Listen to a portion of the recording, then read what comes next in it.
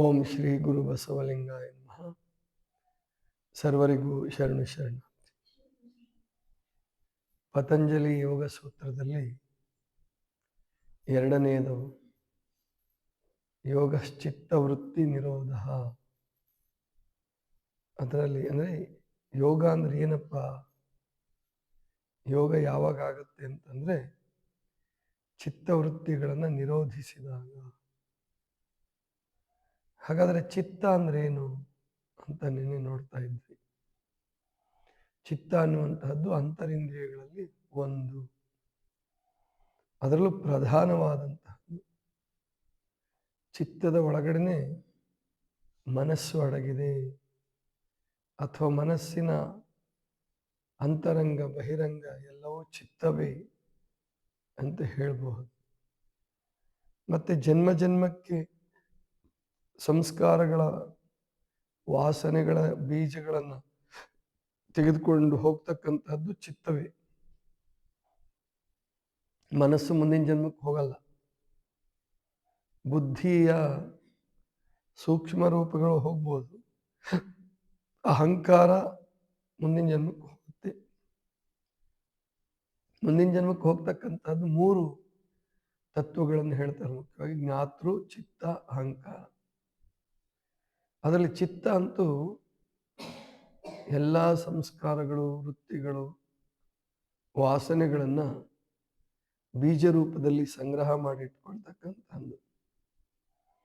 ಅದಕ್ಕೋಸ್ಕರವೇ ಅದಕ್ಕೆ ಬಹಳ ಪ್ರಧಾನವಾದ ಸ್ಥಾನ ಇದೆ. ಈ ಚಿತ್ತದ ಭೂಮಿಕೆಗಳನ್ನು ಹೇಳ್ತಾರೆ.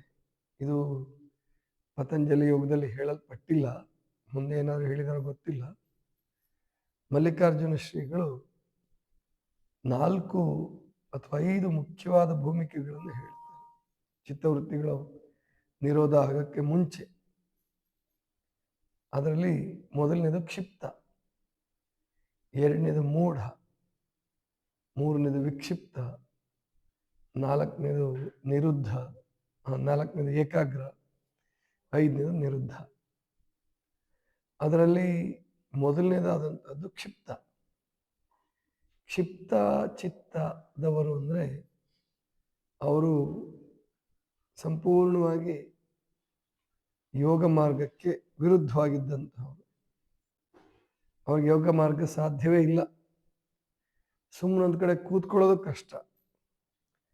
ನೀವು ಹೇಳ್ತಿರ್ತೀರಿ ಕ್ಷಿಪ್ತ ಚಿತ್ತ, ವಿಕ್ಷಿಪ್ತ ಚಿತ್ತ, ಏನು ವಿಕ್ಷಿಪ್ತ ಇದಾನಪ್ಪ ಅವನು ಅಂತ ಎಲ್ಲ ಹೇಳ್ತಿರ್ತೀರಿ. ಈ ಕ್ಷಿಪ್ತ ವೃತ್ತಿಗೆ ಸೇರಿದಂಥವ್ರು ಯಾರಪ್ಪ ಅಂತಂದ್ರೆ ಚಟಗಳಿಗೆ ಬಲಿಯಾಗ್ಬಿಟ್ಟಿರ್ತಾರೆ ಅವರು. ಕುಡ್ತದ ಚಟ ಇರ್ಬೋದು, ಗುಟ್ಕಾ ತಿನ್ನೋದಿರ್ಬಹುದು, ಸೇದೋದಿರಬಹುದು, ಇತರೆ ಚಟಗಳಿಗೆ ಜೀವನೇ ಕೊಡ್ಲಿಕ್ಕೆ ಸಿದ್ಧ ಅವರು. ಜೀವ ಕೊಡ್ಲಿಕ್ಕೂ ಸಿದ್ಧ ಅವರು, ಚಟಗಳಿಗಾಗಿ ಜೀವ ಕೊಡೋದು. ಇಂಥವ್ರನ್ನ ಕ್ಷಿಪ್ತ ಚಿತ್ತರು ಅಂತ ಕರೀತಾರೆ. ಇಲ್ಲಿ ಮಾತಾಡ್ಬೇಡ್ರಿ.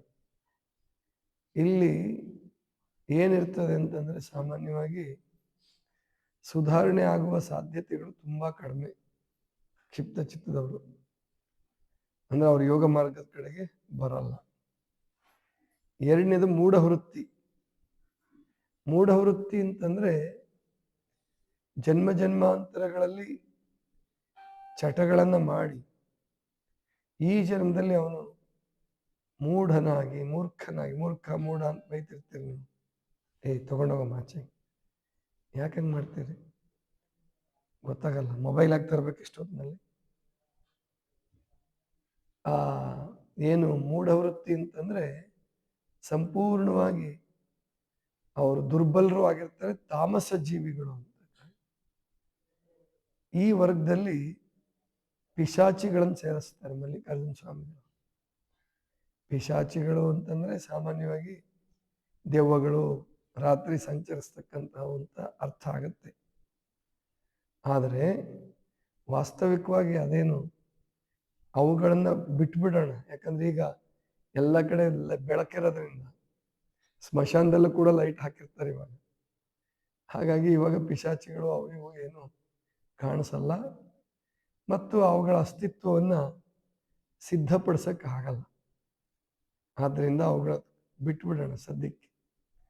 ಹಾಗಾದ್ರೆ ಮೂಢವೃತ್ತಿಯಲ್ಲಿರ್ತಕ್ಕಂಥವ್ರು ಯಾರಪ್ಪ ಅಂತಂದರೆ, ಅವ್ರಿಗೆ ಏನು ಸಂಪೂರ್ಣ ಮೋಹಕ್ಕೆ ಮೋಹಾಂಧರು ಅಂತ ಕರೀತಾರೆ. ಭಯೋತ್ಪಾದಕರು, ಆಮೇಲಿಂದ ಅಪರಾಧಿಗಳು, ಕೊಲೆಗಡುಕರು, ಇಂಥವರು ಅವ್ರಿಗೆ ಏನು ಮಾಡ್ತಿದ್ದೀವಿ ಇದು ತಪ್ಪು ಅಂತ ಅನ್ಸೋದೇ ಇಲ್ಲ ಅವ್ರಿಗೆ. ಕ್ಷಿಪ್ತ ವೃತ್ತಿಯವರಿಗೆ ಒಂದು ಸ್ವಲ್ಪ ಬೇಕಾದರೆ ತಪ್ಪು ಅಂತ ಅನ್ನಿಸ್ಬಹುದೇನೋ, ಆದರೆ ಅವ್ರಿಗೂ ಹೊರಗೆ ಬರೋಕ್ಕಾಗಲ್ಲ. ಈ ಮೂಢವೃತ್ತಿಯವರಿಗೆ ತಪ್ಪು ಅಂತಾನೆ ಅನ್ಸಲ್ಲ, ತಪ್ಪು ಅಂತಾನೆ ಅನ್ಸಲ್ಲ. ಇನ್ನು ಮೂರನೇದೇನಿದೆಯಲ್ಲ, ವಿಕ್ಷಿಪ್ತ ಚಿತ್ತದವರು ಆ ಕಡೆಗೂ ಅಲ್ಲ ಈ ಕಡೆಗೂ ಅಲ್ಲ. ಅಂದರೆ ಅವರು ಪೂರ್ಣ ಕೆಟ್ಟವರಲ್ಲ, ಸುಧಾರಿಸುವ ಸಾಧ್ಯತೆಗಳು ಇರುತ್ತೆ. ಆದರೆ ಸುಧಾರಿಸ್ಕೊಳ್ಳೋಕೆ ತುಂಬ ಕಷ್ಟ. ಪ್ರಯತ್ನ ಮಾಡ್ತಿರ್ತಾರೆ, ಸತ್ಸಂಗಕ್ಕೆ ಹೋಗ್ತಿರ್ತಾರೆ, ಆದರೆ ಆ ಚಿತ್ತದಲ್ಲಿ ವೃತ್ತಿಗಳು ಅಧೋಮುಖ ಪ್ರವೃತ್ತಿಗೆ ಹರಿಯೋದ್ರಿಂದ ಅವರಿಗೆ ತುಂಬ ಕಷ್ಟ ಆಗುತ್ತೆ. ಇನ್ನು ನಿರುದ್ಧ ವೃತ್ತಿಯವರು ಅಂದರೆ ಹೇಗೆ ಅಂದರೆ, ಏಕಾಗ್ರ ವೃತ್ತಿ. ಚಿತ್ತದಲ್ಲಿ ಜನ್ಮ ಜನ್ಮಾಂತರಗಳ ಸಾಧನೆಯ ಫಲ ಅಥವಾ ಇದೇ ಜನ್ಮದ ಸಾಧನೆಯ ಫಲ, ಸತ್ಸಂಗ ಮತ್ತು ಏನು ಉತ್ತಮ ತಾಯಿ ತಂದೆಗಳ ಸಂಸ್ಕಾರ, ಇದರಿಂದ ಯಾವುದೋ ಒಂದು ಸದ್ವೃತ್ತಿಯಲ್ಲಿ ಅವ್ರಿಗೆ ಏಕಾಗ್ರತೆ ಉಂಟಾಗುತ್ತೆ. ಉದಾಹರಣೆಗೆ ಒಳ್ಳೆ ವಿದ್ವಾಂಸರು, ವಿಜ್ಞಾನಿಗಳು, ಸಂಗೀತಗಾರರು, ಕಲಾವಿದರು, ಇವರೆಲ್ಲ ಏಕಾಗ್ರತೆ ಇದ್ದರೆ ಮಾತ್ರ ಸಾಧನೆ ಮಾಡಲಿಕ್ಕೆ ಸಾಧ್ಯ. ಇದು ಏಕಾಗ್ರ ವೃತ್ತಿಯವರು. ಈ 5 ವೃತ್ತಿಯವರು ಇಲ್ಲೇ ಸಿಗ್ತಾರೆ ನಮ್ಮ ಸುತ್ತಮುತ್ತ ಅಥವಾ ಅಕ್ಕಪಕ್ಕ ಊರುಗಳಲ್ಲಿ. ಬೇರೆ ಬೇರೆಯವರು ಪರಿಚಿತಸ್ಥರು ಇರ್ಬೋದು. ಏಕಾಗ್ರ ವೃತ್ತಿ ಯಾವುದಾದ್ರೂ ಒಂದು ಕಲೆ ಅಥವಾ ವಿದ್ಯೆ, ಸಂಸ್ಕಾರ ಇವು ಉತ್ತಮಗಳು. ಆದರೆ ಚಿತ್ತವೃತ್ತಿಗಳು ನಿರೋಧ ಆಗಿರಲ್ಲ, ಅದನ್ನು ಸದ್ಬಳಕೆ ಮಾಡ್ತಿರ್ತಾರೆ. ಅದನ್ನು ಕೆಲವರು ಸಂಪ್ರಜ್ಞಾತ ಸಮಾಧಿ ಅಂತ ಕರೀತಾರೆ. ಉದಾಹರಣೆಗೆ ಮಲ್ಲಿಕಾರ್ಜುನ್ ಮನ್ಸೂರ್ ಅವರು, ಬಸವರಾಜ ರಾಜಗುರು ಅವರು, ಇಂತಹ ದೊಡ್ಡ ದೊಡ್ಡ ಕಲಾವಿದರು ಸಂಗೀತ ಹಾಡಲಿಕ್ಕೆ ಕೂತ್ರೆ, ಭೀಮಸೇನ್ ಜೋಶಿ ಅವರು ಇರಲ್ಲ, ಲತಾ ಮಂಗೇಶ್ಕರ್ ಅವರು, ಅವ್ರಿಗೆ ಅದರಲ್ಲೂ ಮೊದಲು ಶಾಸ್ತ್ರೀಯ ಸಂಗೀತದವ್ರು ನಾನೇನು ಹೇಳಿದ್ನಲ್ಲ 3 ಜನ, ಅವರು 5 ತಾಸು 6 ತಾಸು ಹಾಡ್ಲಿಕ್ಕೆ ಸಿದ್ಧ. ನಿದ್ರೆಯನ್ನು ಗೆದ್ದಿರ್ತಾರೋ, ರಾತ್ರಿ ಎಲ್ಲ ನಿದ್ರೆಯನ್ನು ನಿಯಂತ್ರಣ ಮಾಡಿ 4 ತಾಸು ಕಚೇರಿಗಳು, 3 ತಾಸು ಕಚೇರಿ, 4 ತಾಸು ಕಚೇರಿ, 5 ತಾಸು ಕಚೇರಿ ಕಾರ್ಯಕ್ರಮಗಳನ್ನು ಕೊಡ್ಲಿಕ್ಕೆ ಸಿದ್ಧ. ಇದು ಏಕಾಗ್ರ ವೃತ್ತಿಯವರು. ಜೊತೆಗೆ ಅದನ್ನು ಸಾಧನೆ ಮಾಡಬೇಕಾದ್ರೆ, ಅಭ್ಯಾಸ ಮಾಡಬೇಕಾದ್ರೆ ಆ ವೃತ್ತಿ ಇದ್ರೆ ಮಾತ್ರ ಸಾಧ್ಯ ಆಗುತ್ತೆ. ಏಕಾಗ್ರತೆ ಇದ್ರೆ ಸಾಧ್ಯ, ಇಲ್ಲದಿದ್ರೆ ಚಂಚಲ ಚಿತ್ತದವರಾದರೆ, ವಿಕ್ಷಿಪ್ತ ಚಿತ್ತದವರಿಗೆ ಅಭ್ಯಾಸ ಮಾಡಲಿಕ್ಕೆ ಆಗಲ್ಲ. ಇವತ್ತು ಸಿನಿಮಾಗಳಲ್ಲಿ, ನಾಟಕಗಳಲ್ಲಿ ಬರ್ತಾ ಇರ್ತಕ್ಕಂಥವರು ಹೆಚ್ಚಾಗಿ ವಿಕ್ಷಿಪ್ತ ಚಿತ್ತದವರು. ಯಾಕಂದರೆ ತುಂಬ ಚೆನ್ನಾಗಿ ಅಭ್ಯಾಸ ಮಾಡಿದವರಲ್ಲ ಅವರು. ಏನೋ ಸ್ವಲ್ಪ ಬಂದಿದೆ ಸಂಗೀತ, ಏನೋ ಸ್ವಲ್ಪ ಬಂದಿದೆ ಕಲೆ. ಈಗ ಹಿಂದಿನ ಕಾಲದ ಕಲಾವಿದರು ಥರ ರಾಜ್ಕುಮಾರ್ ಇರಲಿ ಅಥವಾ ಬೇರೆ ಬೇರೆಯವರೆಲ್ಲ ಇದ್ರಲ್ಲ, ಅವರು ಚೆನ್ನಾಗಿ ಅಭ್ಯಾಸ ಮಾಡ್ಕೊಂಡು ಬಂದಂಥವ್ರು. ಅವ್ರ ಕಲಾವಿದರು, ಅವರು ಏಕಾಗ್ರ ವೃತ್ತಿಯವರು ಅಂತ ಹೇಳ್ಬೋದು. ಇವತ್ತಿನ ಕಲಾವಿದರು ಏನಿದ್ದಾರೆ, ಅವರು ಏಕಾಗ್ರ ವೃತ್ತಿಯವರಲ್ಲ, ವಿಕ್ಷಿಪ್ತ ಚಿತ್ತದವರು. ಈ ದರ್ಶನ್ ಅಂತವರಿಂದ ಅಂತಹ ಅಪರಾಧಿ ಕೃತ್ಯಗಳು ಅಥವಾ ಅಹಂಕಾರದ ವೃತ್ತಿಗಳು ಯಾಕೆ ಆ ಥರ ನಡೀತವೆ ಅಂದರೆ, ಅವರು ಕಲೆಯಲ್ಲಿ ತಮ್ಮನ್ನು ತಾವು ಸಂಪೂರ್ಣವಾಗಿ ತೊಡಗಿಸ್ಕೊಂಡಿಲ್ಲ. ಸ್ವಲ್ಪ ಬಂದಿರುತ್ತೆ, ಪೂರ್ವಜನ್ಮದ ಸಂಸ್ಕಾರದಿಂದ ಸ್ವಲ್ಪ ಉಳಿದಿರುತ್ತೆ, ಅದರಿಂದ ಹಣ ಮತ್ತು ಕೀರ್ತಿ ಬಂದ್ಬಿಡುತ್ತೆ. ಆವಾಗ ಅವರು ಕೆಡೋ ಸಾಧ್ಯತೆ ಇರ್ತದೆ. ಅದು ವಿಕ್ಷಿಪ್ತ ಚಿತ್ತ. ಏಕಾಗ್ರ ವೃತ್ತಿ ಚಿತ್ತದವರು, ಏಕಾಗ್ರ ಚಿತ್ತದವರು ಅಂದರೆ ಒಳ್ಳೆ ವಿದ್ಯೆಯನ್ನು ಗಳಿಸ್ತಾರೆ. ಜೊತೆಗೆ ಅವರಿಂದ ಅಪರಾಧ ಕೃತ್ಯಗಳು ಜಾಸ್ತಿ ನಡೆಯೋದೇ ಇಲ್ಲ ಅಂತ ಇಟ್ಕೊಳ್ಳಿ, ಹೆಚ್ಚು ಕಡಿಮೆ. ಯಾಕಂದರೆ ಯಾವುದೋ ಒಂದು ಕಲೆ, ವಿದ್ಯೆ ಅಥವಾ ಮತ್ತೊಂದಕ್ಕೆ ಅವರು ತಮ್ಮನ್ನು ತಾವು ಸಂಪೂರ್ಣವಾಗಿ ತೊಡಗಿಕೊಂಡಿರ್ತಾರೆ. ಇದನ್ನ ಸಂಪ್ರಜ್ಞಾತ ಸಮಾಧಿ ಅಂತ ಕರಿಬಹುದು. ಅದಕ್ಕೆ ಕಾಯಕವೇ ಕೈಲಾಸ ಅಂತ ಏನ್ ಹೇಳ್ತಾರಲ್ಲ, ಕಾಯಕದಲ್ಲಿ ತೊಡಗಿಸಿಕೊಳ್ಳುವ ಸಾಮರ್ಥ್ಯವೂ ಕೂಡ ಈ ಏಕಾಗ್ರತೆ ಇದ್ರೆ ಸಾಧ್ಯ, ಇಲ್ಲದೆ ಹೋದ್ರೆ ಸಾಧ್ಯ ಆಗೋದಿಲ್ಲ. ಆದ್ರಿಂದ ನೀವು ಯಾರು ಅಂದ್ರೆ, ಇನ್ನು ಕೆಲವ್ರಿಗೊಂದು ಅಭ್ಯಾಸ ಇರ್ತದೆ, ಅತಿ ನೆನಪಿನ ಶಕ್ತಿಯಾಗಿ ಒಂದು ಕೆಲಸ ಮಾಡ್ಬೇಕಾದ್ರೆ ಏನಕ್ಕೆ ಮತ್ತೊಂದು ಕೆಲಸ ಮಾಡೋದು. ಈಗ ಉದಾಹರಣೆ, ಪ್ರಾರ್ಥನೆ ಮಾಡ್ತಾ ಮಾಡ್ತಾ ಬರೆಯೋದು, ಕೇಳಿಸ್ಕೊಳ್ತಾ ಬರೆಯೋದು, ಇದು ಅಷ್ಟು ಒಳ್ಳೇದಲ್ಲ. ಇದು ಏಕಾಗ್ರ ಚಿತ್ತ ಅಂತ ಹೇಳಲಿಕ್ಕೆ ಆಗಲ್ಲ. ಇದನ್ನು ಅವರು ಯಾವಾಗಲಾದ್ರೂ ಒಮ್ಮೊಮ್ಮೆ ಏಕಾಗ್ರ ಆಗಬಹುದು, ಅವರು ಏಕಾಗ್ರತೆ ಸಾಧಿಸಿರ್ಬೋದು. ಆದ್ರೆ ಅವರ ಸ್ವಭಾವ ಏನಿದೆಯಲ್ಲ, ಇನ್ನು ವಿಕ್ಷಿಪ್ತತೆಗೆ ಹತ್ರನೇ ಇರ್ತದೆ. ಒಂದು ಕೆಲಸದಲ್ಲಿ ಒಮ್ಮೆ ತೊಡಗಿಕೊಂಡ್ರೆ ಸಂಪೂರ್ಣವಾಗಿ ಅದರಲ್ಲೇ ತೊಡಕೋಬೇಕು. ಹಂಗೆ ಅಭ್ಯಾಸ ಮಾಡಿ ನೀವು.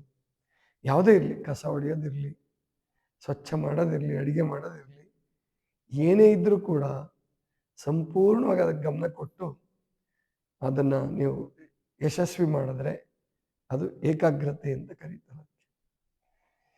ಇನ್ನು 5ನೇ ವೃತ್ತಿ ಇದೆಯಲ್ಲ, ಅದು ನಿರುದ್ಧ.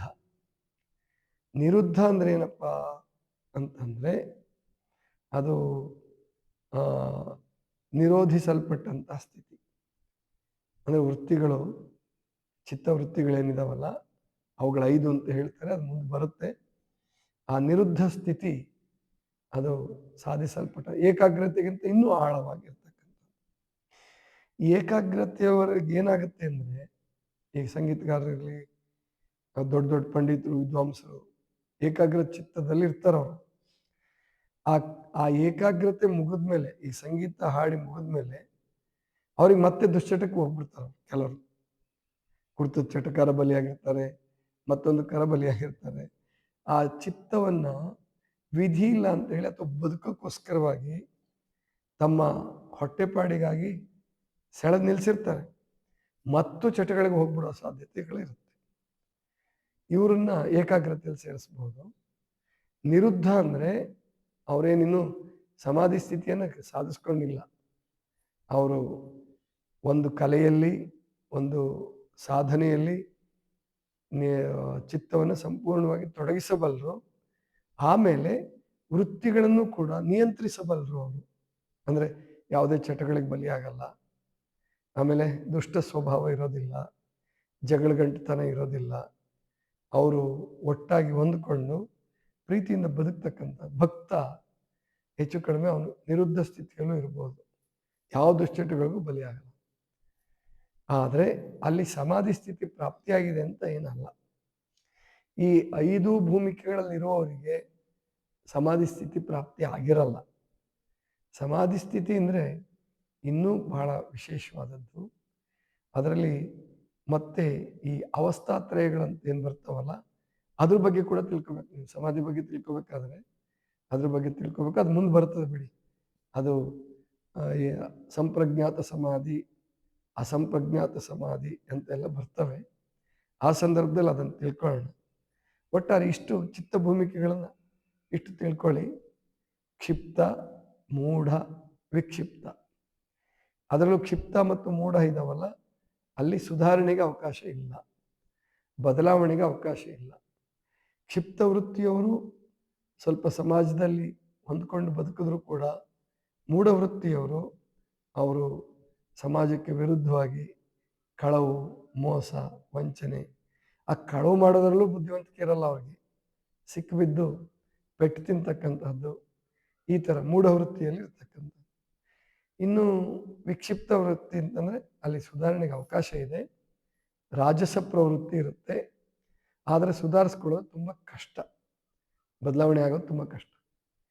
ಇನ್ನು ಏಕಾಗ್ರ ವೃತ್ತಿಯವರು ಯಾವುದಾದ್ರೂ ಒಂದು ಅದರಲ್ಲಿ ಸ್ಕಿಲ್, ಕಲೆ, ವಿದ್ಯೆ ಸಾಧಿಸ್ತಾರೆ, ಜೀವನ ಚೆನ್ನಾಗಿ ಮಾಡ್ತಾರೆ. ಆದರೆ ಆ ಕೆಲಸ ಮುಗಿದ ಮೇಲೆ ಅವರು ಮತ್ತೆ ಚಿತ್ತವೃತ್ತಿಗಳ ಅಥವಾ ಅಧೋಮುಖ ವೃತ್ತಿಗಳಿಗೆ ಬಲಿಯಾಗ್ಬಿಡ್ತಾರೆ.